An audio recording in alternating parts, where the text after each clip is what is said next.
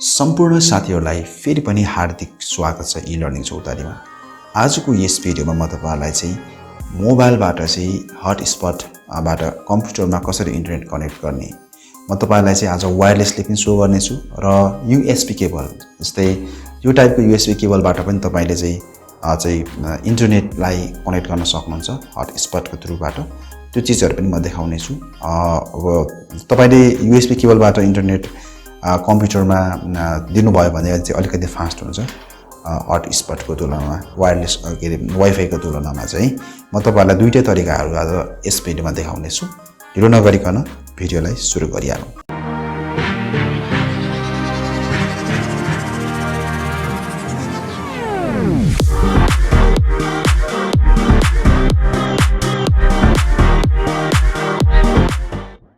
Mobile फोनको स्क्रिनमा हार्दिक स्वागत छ।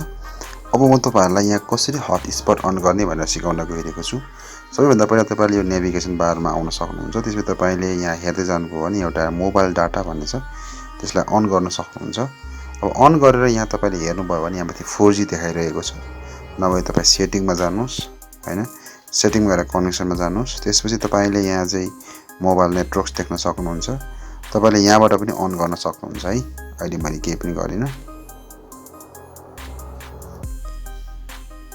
त्यसपछि तपाईले सिधै यहाँ आउन सक्नुहुन्छ। मोबाइल हटस्पट एन्ड थेटरिङ भन्ने छ, त्यहाँ गएर तपाईले चाहिँ यो मोबाइल हटस्पट भन्ने छ त्यसलाई गएर अन गरिदिनुस्।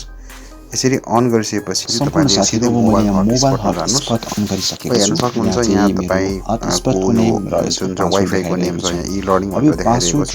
यो हटस्पटको नेम हटस्पटको पासवर्ड पनि यसमा देखाइरहेको छ र कनेक्टेड डिभाइसेसमा यहाँ नो डिभाइसेस भनेर भनिरहेको छ। यो वाइफाईसँग जब तपाईको यो हटस्पटमा चाहिँ अरु कम्प्युटरहरु वा अन्य तपाईको चाहिँ मोबाइल फोन कनेक्ट हुन्छ त्यसै त तल यो कनेक्टेड डिभाइसमा तपाईको डिभाइसेसहरु देखाउँछ। होइन भने तपाईलाई चाहिँ अब यो ब्लुटुथ थेटरिङ भन्ने छ, तपाईले त्यहाँबाट पनि तपाईले यसलाई चाहिँ अब इन्टरनेटमा सक्नुहुन्छ। ब्लुटुथबाट कनेक्ट गराएर हैन, र चाहिँ अलिकति स्लो हुन्छ र मोबाइल हटस्पटको युज गरेर यूएसबी थेटरिङ चाहिँ मैले तपाईलाई अब चाहिँ म तपाईलाई यूएसबी केबलको युज गरेर यूएसबी थेटरिङको युज गरेर कसरी चाहिँ कम्प्युटरमा इन्टरनेट जोड्ने यानी कसरी कम्प्युटरमा चाहिँ इन्टरनेट चलाउने भनेर सिकाउनु। अब म तपाईलाई एकछिनमा चाहिँ कसरी नगरिकन सुरु गरिहाल्छु। साथीहरु अब हेर्न सक्नुहुन्छ म यो मेरो यूएसबी केबल छ। यो यूएसबी केबलबाट इन्टरनेट चलाउन गइरहेको छु। यसको लागि चाहिँ सबैभन्दा पहिला यो यूएसबी पोर्टमा चाहिँ मेरो कम्प्युटर कनेक्ट गर्छु। अब हेर्न सक्नुहुन्छ अब यो साइडको एउटा अप्सन छ, यो यूएसबी थेटरिङ अब चाहिँ इनेबल भइसकेको छ। अब मैले यसलाई इनेबल गर्दै छु। यसरी इनेबल गरिसकेपछि अब मेरो इन्टरनेट कनेक्सन उतातिर जान्छ है त।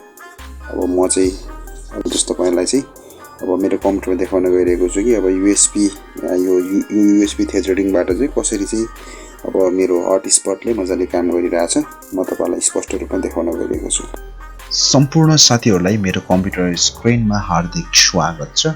अब हेरौं यहाँ तल इन्टरनेट कनेक्टेड भयो कि भएन मोबाइल हटस्पटबाट है त। हेर्न सक्नुहुन्छ यूएसबी थेटरिङको थ्रुबाट यहाँ तल हेर्न सक्नुहुन्छ यहाँ मेरो इन्टरनेट कनेक्ट भइसकेको छ। अब यो इन्टरनेट युज गरेर यो यूएसबी थेटरिङ युज गरेर कनेक्ट भएको इन्टरनेटबाट चाहिँ इन्टरनेटले काम गर्छ गर्दैन त एकचोटि हेरौँ।